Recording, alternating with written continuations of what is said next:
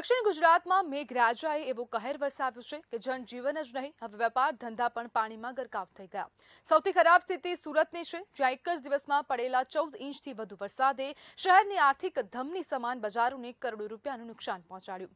હજારો દુકાનોમાં પાણી ઘૂસી ગયું, બેઝમેન્ટમાં પાર્ક થયેલા વાહનો ડૂબી ગયા અને વેપારીઓ વર્ષોની કમાણી આંખો સામે પાણીમાં તણાતી જોતા રહ્યા. બીજી તરફ નવસારીમાં આખું શહેર જાણે વિશાળ દરિયામાં ફેરવાઈ ગયું હોય. જ્યારે વલસાડમાં સતત 3 દિવસના વરસાદ બાદ તંત્ર પણ મેદાનમાં ઉતરવું પડ્યું છે. ખાસ કરીને સુરતમાં કરોડો રૂપિયાનું નુકસાન થયા બાદ હવે સૌથી મોટો પ્રશ્ન એ છે કે શું માત્ર પાણી ઉતરવાથી સમસ્યા પૂરી થઈ જશે કે પછી વેપારીઓને આર્થિક નુકસાનમાંથી બહાર લાવવા માટે તંત્ર કોઈ રાહત પેકેજ કે પછી સહાયની જાહેરાત કરશે. કારણ કે દક્ષિણ ગુજરાતમાં વરસાદ હવે માત્ર કુદરતી આફત નથી રહ્યો, પરંતુ હજારો પરિવારોના રોજગાર સામે ઊભું થયેલું મોટું સંકટ બની ગયું છે.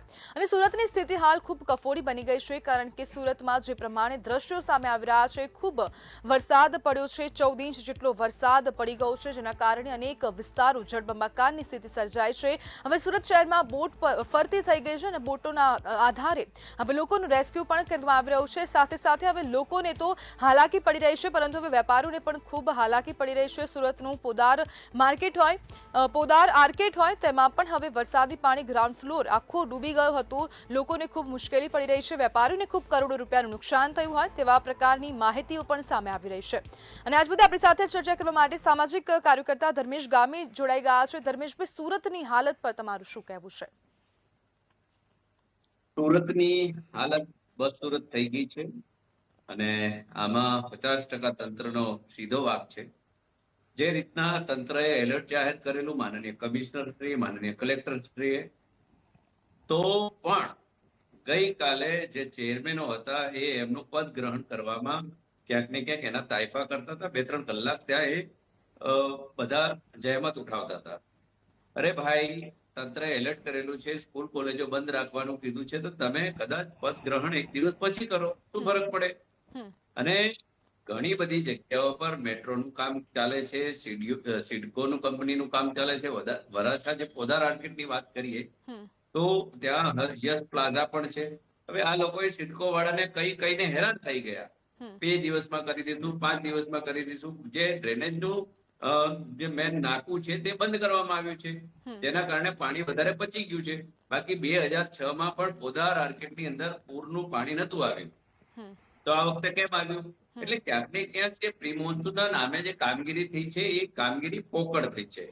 અચ્છા, દર વર્ષે છેલ્લા 6 વર્ષથી મહાનગરપાલિકાનું તંત્ર કહે છે કે અમે ખાડીપુર નહીં આવવા દઈએ, જે ખાડીપુરમાં લોકો હેરાન થાય છે, તો 6 વર્ષમાં એનું સંશોધન નથી કરી ચૂક્યા. અને આ વર્ષે પણ હજારો લાખો લોકો આ ખાડીપુરના પરિસ્થિતિમાં હેરાન થયા. હવે આ વખતે તો એવું થયું કે સુરત શહેર જે વિકસ્યું છે એની ચારે બાજુ એકે ખૂણો બાકી નતો અને બધી જ બાજુ જાણે વરસાદે શહેરને બાનમાં લઈ લીધું એવી પરિસ્થિતિ થઈ ગઈ.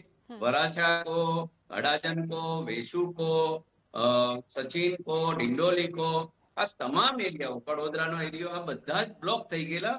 ટ્રાફિકની સમસ્યાને લઈને વાહનો બંધ થઈ ગયા. પરંતુ તંત્ર જો પહેલેથી સજાગ રહ્યું હોય અને એમના હથિયારો સાથે ઉભા રહ્યા હોય, એમનો જે કઈ સામાન છે, જે તંત્રના મશીનરી છે, એની સાથે ખડે પગે રહ્યા હોય, તો હું માનું છું કે આટલી જે હોનારત થઈ છે, લોકોને તકલીફ થઈ છે, એ ના થાય. અલર્ટ તો કરવા જોઈએ કે પાણી ભરાઈ જશે, તમારા મોલોમાં ભરાઈ જશે, શોપિંગોમાં ભરાઈ જશે. ઇવન અલર્ટ કર્યા હોત તો પણ આજે 200-250 કરોડ રૂપિયાનું નુકસાન થયું છે એ ન થાત. આજે પણ ખાડીપુરમાં લોકો પરેશાની ભોગવી રહ્યા છે. ખાડીપુરના કારણે લિંબાયત અને પર્વત પાટિયાનો એરિયો છે એ પાણીમાં છે.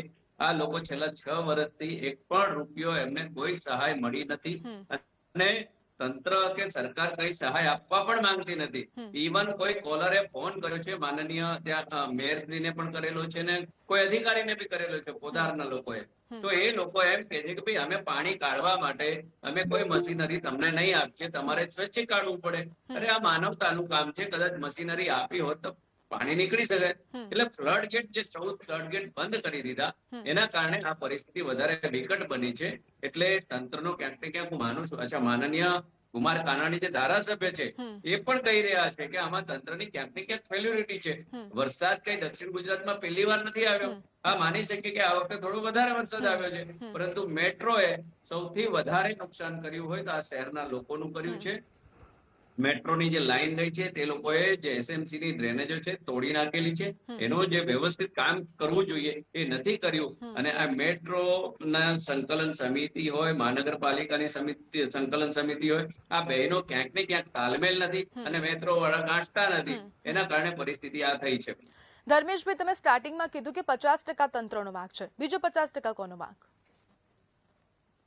બીજું 50% તો માનો આપણે કુદરતી જે આફતો આવે છે, વરસાદ જ્યારે પણ આવતો હોય, આપણે માનીએ કે 14 ઇંચ વરસાદ આવ્યો છે તો પાણી સહજતાથી થોડું ઘણું ભરાય. હવે અતિવૃષ્ટિ થાય તો આપણે સમજી શકીએ કે થોડું ઘણું નુકસાન થાય, એ સ્વાભાવિક છે. પણ વરસાદ આવવાનો છે, એલર્ટ કરે છે, તેમ છતાં જો તંત્ર ન ધ્યાન રાખતું હોય, અને હું 50% વાંક એટલા માટે કરું છું કે આ પ્રી મોન્સૂનની જે કામગીરી છે એ રિયલમાં કામગીરી નથી થઈ. ક્યાંક ને ક્યાંક ગટરોના જે ઢાંકણા છે એમાં માત્ર ને માત્ર પીળા કલરના કલર મારી દીધેલો છે, એમ કરીને ઉલ્લુ બનાવ્યા છે અધિકારીઓને. અધિકારીઓ જોતા નથી. એટલે ડ્રેનેજની જે વ્યવસ્થા હોવી જોઈએ, સાફ સફાઈની, ખાડી સાફ સફાઈની મશીનરોના વિડીયો આપણે જોયા, પરંતુ ખાડી 6 વર્ષથી આવી રીતના પૂર આવે છે. એટલે તંત્રની ક્યાંક ને ક્યાંક હું માનું છું કે બહુ મોટી આમાં ભૂલ થઈ ગયેલી છે અને એમને જે રીતનું કાર્ય કર્યું છે એમાં ફેલિયર છે. એટલે અતિવૃષ્ટિ જ્યારે પણ આવે ત્યારે આપણે નુકસાન માનતા હોઈએ.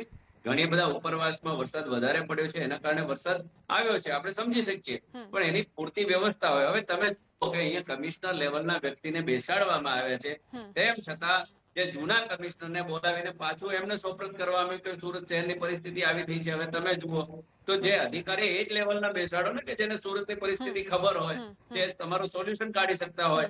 આ તો પ્રજાના જે કઈ નુકસાન થયું છે એ પ્રજાએ વેઠવાનું છે. લાખો પરિવારો આમાં બરબાદ થઈ ગયા છે, હજારો વાહનો બરબાદ થઈ ગયા છે. તમને ખબર છે કે આટલો વરસાદ પડવાનો છે તો પહેલેથી અગાઉથી તમે ધ્યાન દોરો તો પબ્લિક હેરાન ના થાય, અથવા તો એમનું સામાન કાઢી લે. પરંતુ એ પણ વ્યવસ્થા નથી કરવામાં આવી. માત્ર એલર્ટ કરવાથી શું થવાનું છે? જી બિલકુલ ધર્મેશભાઈ, જોડાવા બદલ આપનો આભાર.